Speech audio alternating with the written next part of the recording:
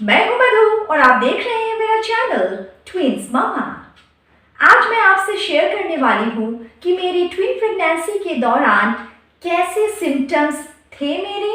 और वैसे तो मैंने अपनी प्रेगनेंसी और डिलीवरी के ऊपर डिटेल्ड दो पार्ट्स में वीडियोस बनाए हुए हैं। वो ऑलरेडी पब्लिश्ड वीडियोस अभी थाउजेंड्स में व्यूज गेन कर चुके हैं। आप भी उन्हें देख सकते हैं। To know in details about twin pregnancy कैसी हो सकती है या फिर ट्विन डिलीवरी का एक्सपीरियंस कैसा हो सकता है।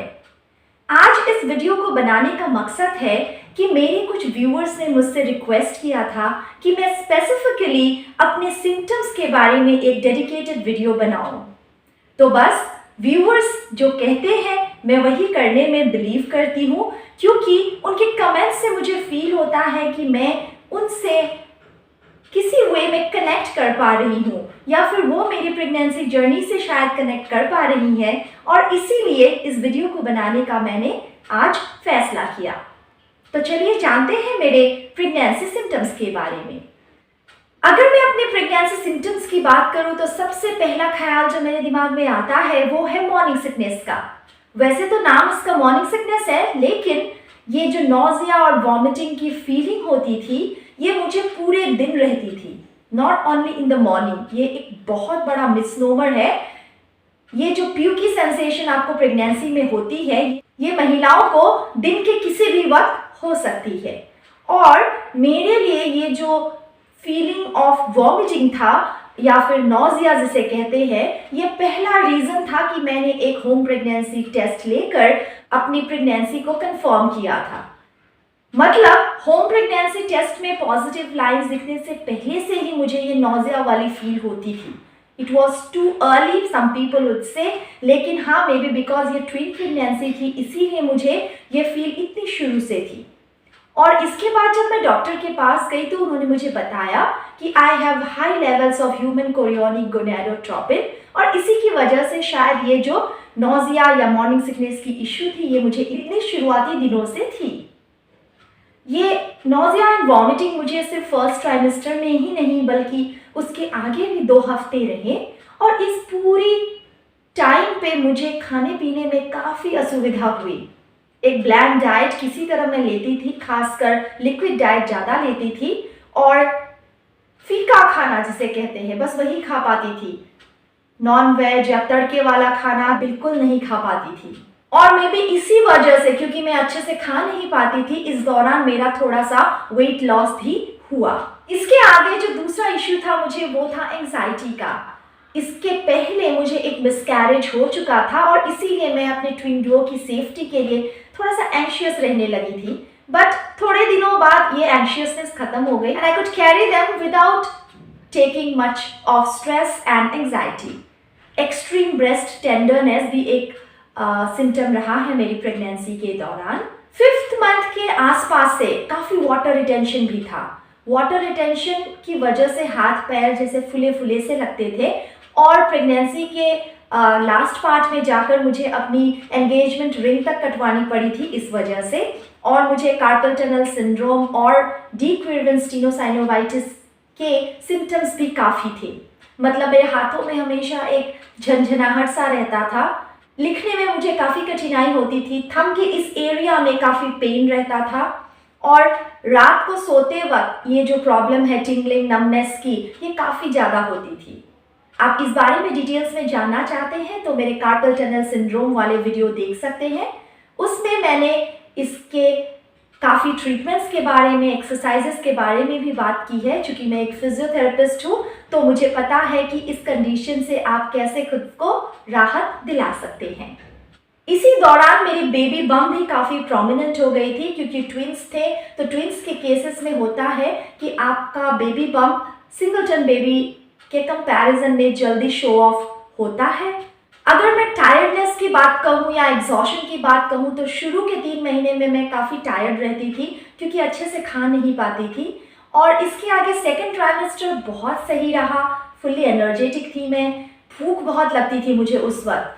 ये भी याद है मुझे कि कभी कभी तो रात के 12-1 बजे भी मैंने कुछ खाया हुआ है, खासकर ओट्स और मिल्क लेती थी मैं। एक्स्ट्रा शुगर कभी नहीं लिया, क्योंकि ज़्यादा वेट गेन करने से डॉक्टर ने मना किया हुआ था। और सेकेंड ट्राइमेस्टर मतलब काफ़ी अच्छा था, इतनी टायर्डनेस वगैरह फील नहीं होती थी, आराम से जॉब पे आती जाती रही मैं। थर्ड ट्राइमेस्टर के आते आते बेबी बम्प काफ़ी बड़ा हो गया था और विथ ट्विंस एक बहुत ही हैवीनेस सा फील रहता था हमेशा। थोड़ा थोड़ा बैकएक भी स्टार्ट हो गया था, शुरू में भी थोड़ा सा था बट बीच में ये बिल्कुल सही था। एंड ऑफ द प्रेगनेंसी में बैकएक की इश्यू मुझे फिर से होने लगी थी थोड़ी थोड़ी, और फिर एक लाइट हेडेडनेस सा या फिर सिर में हमेशा दर्द सा रहना, ये काफ़ी कॉमन हो गया था।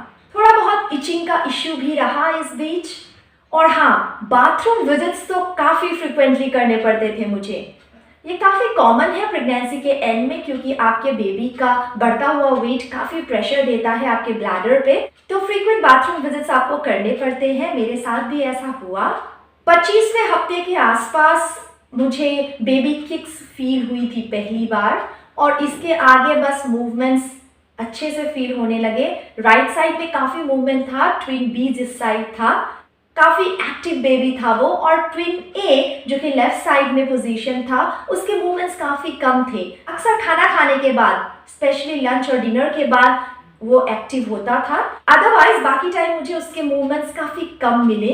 ये भी एक काफ़ी नॉर्मल फिनोमेना कहते हैं ट्विंस के मामले में कि एक बेबी ज़्यादा एक्टिव होता है और एक कम। 25वें हफ्ते के आसपास लीनिया नाइग्रा भी अच्छे से प्रोमिनेंट हो गई थी। मतलब ये एक डार्क लाइन होती है जो आपके टमी को जैसे दो हिस्सों में बांट देती है, और ये लीनिया नाइग्रा मेरे केस में अम्बेलिकस के काफ़ी ऊपर तक प्रोमिनेंट हो गया था। दो मैंने हाइड्रेशन का काफ़ी ख्याल रखा हुआ था, फ्रिक्वेंटली वाटर सिप करती रहती थी, लेकिन शायद गर्मियों का मौसम था और प्रेगनेंसी के वजह से इस दौरान मुझे 2-4 बार क्रैम्प्स भी हुए काफ मसल में, ऐसे खिंचाव सा फील होता था और वो बहुत पेनफुल होता था। थैंकफुली डायबिटीज़ या ब्लड प्रेशर का कोई इशू मुझे थ्रू आउट प्रेगनेंसी नहीं रहा। वेट गेन भी मेरी काफ़ी हद तक ट्विन प्रेगनेंसी के हिसाब से सही रही। 19 से 20 किलो के आसपास मैंने गेन किया था इस पूरी प्रेगनेंसी के दौरान। अगर आप वेट गेन के रिलेटेड इंफॉर्मेशन चाहते हैं तो मैंने इसके ऊपर भी वीडियोस पब्लिश किए हुए हैं for singleton as well as twin pregnancy. अपने BMI के हिसाब से आपको कितना वेट गेन करना चाहिए, आप खुद भी इसका एक ट्रैक रख सकती हैं। 7 मंथ्स के आसपास से सोने में काफ़ी परेशानी होने लगी थी मुझे। एक तो बेबी बम्प बहुत बड़ा सा हो गया था और एक कंफर्टेबल पोजीशन ढूंढने में काफ़ी इश्यूज होते थे। दो मैंने बहुत सारे पिलोज यूज़ करके खुद को अच्छे से पोजीशन करने की बहुत कोशिश की, लेकिन डिनर के बाद अक्सर क्या होता था, ऐसा लगता था मानो जो कुछ भी मैंने खाया है वो फिर से मेरे मुंह तक आ गया हो। इसे गैस्ट्रोइसोफेजियल रिफ्लक्स कहते हैं और प्रेगनेंसी के एंड में ये काफ़ी कॉमन इशू सबको रहता है। तो मैं अक्सर सोफे पे बैठ जाया करती थी और थोड़ा लीन करके उसी तरह रात को सोती थी, या फिर बेड पे थोड़ा पिलोज का प्रॉपर पोजीशन बना के ही सो पाती थी। साइड लाइन में या फ्लैट तो लेटना जैसे नामुमकिन सा हो गया था। इसके अलावा अगर मैं अपनी फिजिकल एक्टिविटी की बात करूँ तो डेली 15 to 20 मिनट्स का वॉक या फिर अपना जॉब भी मैं कंटिन्यू कर रही थी, और इसके साथ साथ घर के हल्के फुल्के काम, कुकिंग एंड ऑल मैं कर लेती थी। स्पेशली फर्स्ट ट्राइमेस्टर में मैं कुकिंग नहीं कर पाई थी because of this nausea and vomiting, लेकिन उसके आगे मैंने आराम से कुकिंग की है till almost 33rd week of my pregnancy. 34th week तक मैं आराम से हॉस्पिटल जा रही थी, लेकिन इसके बाद मेरे एक बेबी का थोड़ा सा कॉम्प्लिकेशन हो गया था, जिसकी वजह से 35th वीक में मेरी C-सेक्शन प्लान की गई और फिर 35th वीक में उनकी डिलीवरी हो गई। सो इन नटशेल ये थे मेरे symptoms during my twin pregnancy. आप देख सकते हैं इस पिक्चर में मेरे बेबीज एट बर्थ थे 1.7 kgs और 2.340 kgs के, और ये एट प्रेजेंट है वो अराउंड 2 years and 7 months की एज में। तो आई होप अगर आप ट्विंस कैरी कर रही हैं तो आप भी इस तरीके के कुछ सिम्टम्स से गुजर रही होंगी, आप रिलेट कर पा रही होंगी मेरे इस वीडियो से। ऐसे ही प्रेगनेंसी, पेरेंटिंग, ट्विन मोमेंट्स और fitness for moms related videos के लिए मेरे चैनल को काइंडली सब्सक्राइब कर लें और लाइक, शेयर एंड कमेंट ज़रूर करें। Thank you so much for watching my video. See you soon.